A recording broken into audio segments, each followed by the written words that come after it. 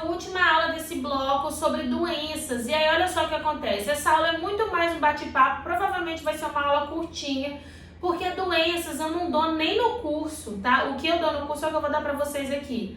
Por que você tá falando isso, Camila? Porque doenças é decorar e não tem o que eu fazer pra você decorar as coisas. Eu não posso ficar gastando nosso tempo aqui. Na verdade, eu vou disponibilizar pra vocês a apostila de doenças do curso, para vocês verem que é decorar, porque eles vão colocar assim, a malária, um protozoário, vai estar certo.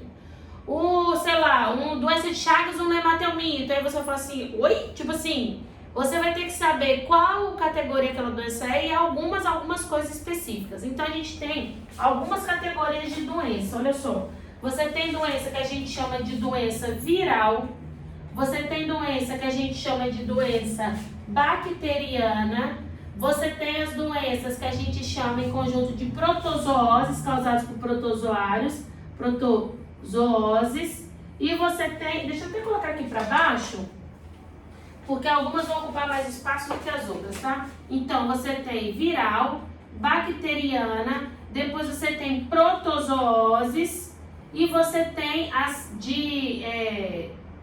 verminoses, né? Então, protozooses e depois as verminoses. Beleza.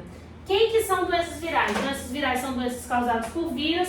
Vírus tem vacina, bactéria também tem vacina. Então a gente fala que bactéria tem vacina que é prevenção e tem cura que é antibiótico, tá? Cura, antibiótico, bactericida e bacteriostático. As pessoas ficam falando de Covid, quando sai a vacina, como vacina fosse cura, tá bom? Vacina não cura nada não, tá, gente? Vacina previne.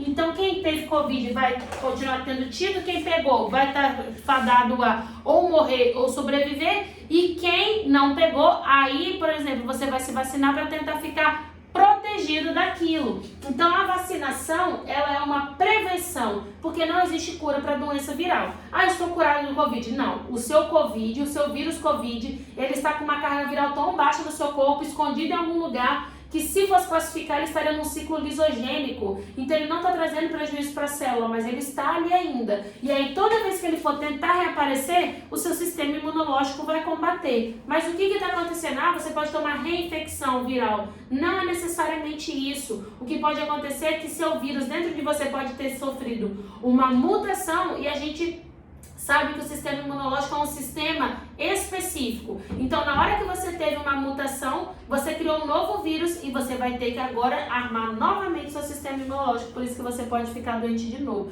Um vírus altamente mutável, igual o vírus HIV. Camila, vai descobrir a vacina e vai todo mundo lá na rua. Galera, não descobriu a vacina do HIV até hoje. Hello, né? Ou descobriu e estão matando, enfim. Hello, né? O que a gente tem que fazer é o que ninguém tá fazendo, que é ficar dentro de casa. Mas olha só, para evitar o contágio, ou esperar todo mundo morrer quem tem que morrer, e aí a seleção natural atua. A gente já conversou sobre isso, eu não vou falar de novo. Mas viral são várias. 3 eu acho que vocês têm que saber: rubéola, sarampo e cachumba, porque são da tríplice viral. Dificilmente eles cobram sintomas específicos, né? Vão falar assim, quais essas doenças são virais, quais essas doenças são bacterianas. Eles não ficam cobrando assim, a rubéola causa calafrios. Não vejo questão tão específica assim, a não ser que seja doença sexualmente transmissível. E quais que são as doenças? Hoje a gente chama de ISTs. Quais que são as infecções sexualmente transmissíveis causadas por vírus? Aí você tem aqui HPV. HPV causa verruga. Todas as verrugas do seu corpo, todas as verrugas do seu corpo são causadas por HPV, inclusive as que ficam na sua região genital. Só que o problema é que as da região genital são verrugas oncológicas, são vírus oncológicos que podem evoluir para um câncer, por isso que é tão perigoso. Herpes, feridas, bolhas na boca. Hoje tem um dado que fala que todo mundo já nasce com herpes. Dentro a célula, não tem endossimbiose com a sua mitocôndria? Existe uma endossimbiose com o vírus da herpes. Então, 99% da população tem herpes. Só que a herpes pode se manifestar ou não. Tem a herpes? Não. Tem o vírus da herpes e a doença pode se manifestar ou não. Que mais? HIV, né? São doenças que a gente pega pelo contato sexual. Aí existem várias outras doenças virais, ó. Eu tô olhando pra baixo, que é o jeito que eu penso. mas gripe, resfriado, coronavírus, outras síndromes respiratórias agudas graves, rubéola, rubéola congênita, varíola, que causa lesão desfigurante na face, sarampo, já falei, né? Rubéola, cachumba, doença do beijo, que a gente chama de mononucleose, hepatite A, B, C, D e E. Hepatite A e E é por água, aí eu gravei assim, ó, água e elementos contaminados, de alimentos contaminados. C de sexo, D porque eu dei, tá? Eu gravei desse jeito, C e D por causa de sexo ou compartilhamento de agulhas. O que mais que você pode ter? Herpes zoster, que é uma herpes que dá no seu sistema nervoso, mas não é transmitida igual a herpes genital e labial. Ela é um ressurgimento da catapora, né? Então a catapora é outra doença viral. Existem milhões de doenças virais, mas se existem milhões de doenças virais, existem bilhões de doenças bacterianas. Lembrando também que a gente toma a tríplice bacteriana. Para quê? Se a tríplice viral é para rubéola, sarampo e cachumba, a tríplice bacteriana é para tétano, coqueluche, coqueluche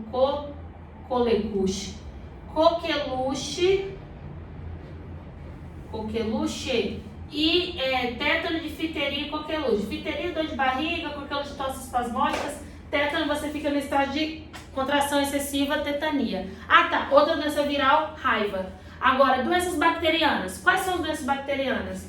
Erisipela, pneumonia, tétano, coqueluche, difteria, eu falei erisipela, né? Gangrena gasosa, tifo endêmico, tifo epidêmico, doenças sexualmente transmissíveis bacterianas. São os que a gente chama, por exemplo, de gonorreia,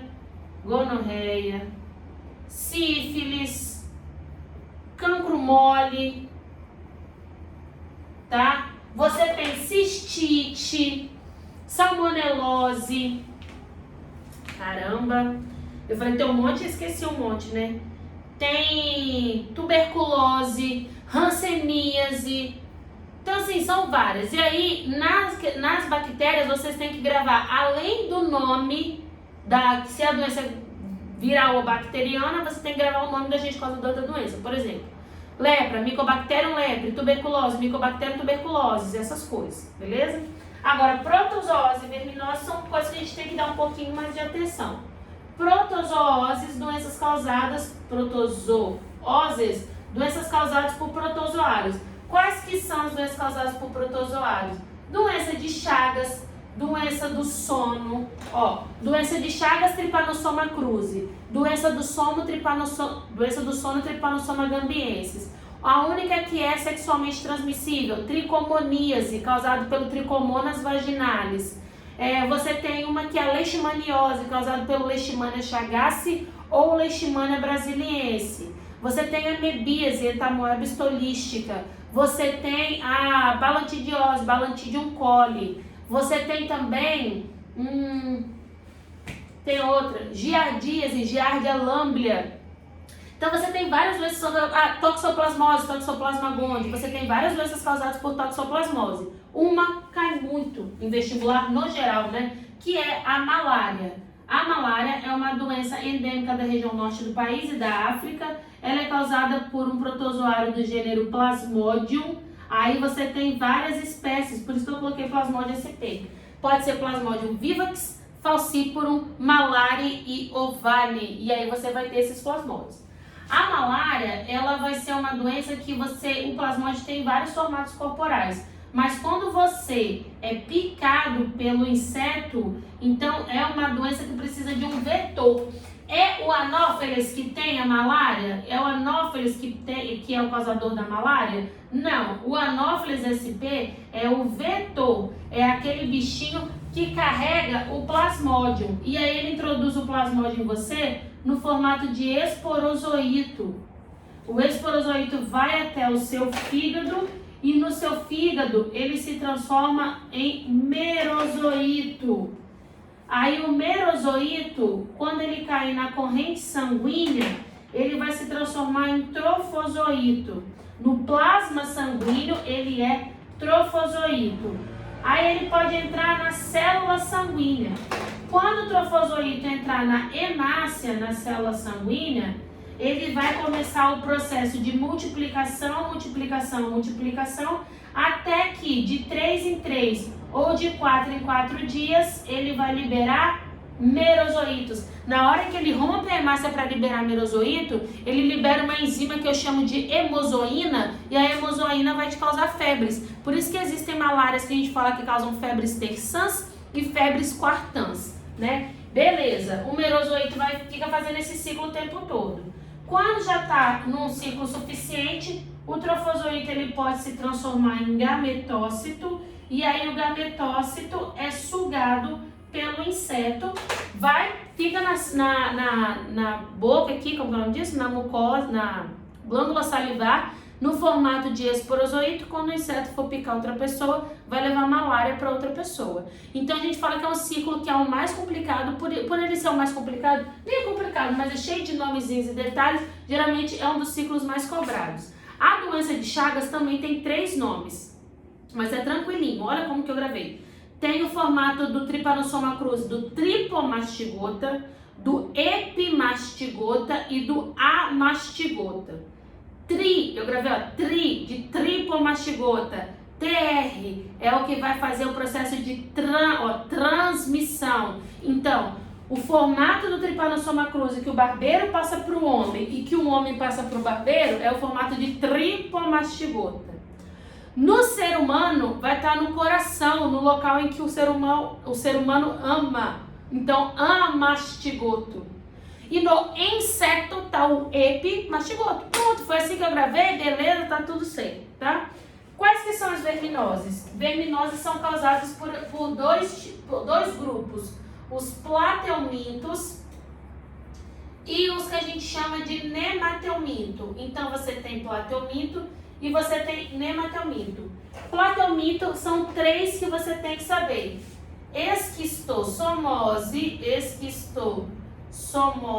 causada pelo Esquistossoma manzoni. Você pega quando você tá na lagoa de coceira lá, aí vai vir uma cercária.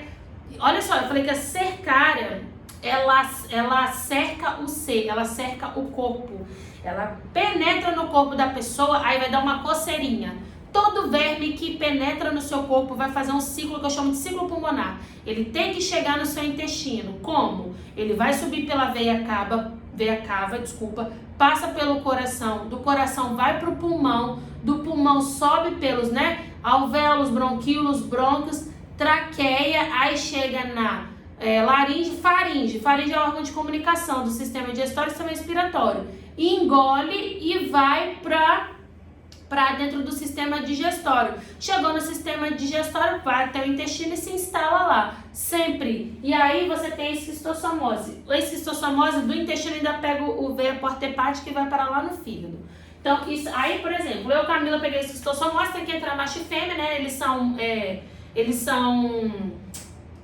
Ai, senhor... Dimorfismo sexual não. Dimorfismo sexual é quando o macho e fêmea é diferente. Eles são macho e fêmea, dioicos, existe macho e fêmea. E aí o que vai acontecer? Na hora que o macho e fêmea que está dentro de mim quiser se reproduzir, eles vão voltar pelo sistema porta-hepático para o meu intestino, fazer sexo, depositar os ovos no meu intestino. Aí eu vou fazer um cocô num local que não tem saneamento básico, liberei cocô com ovo.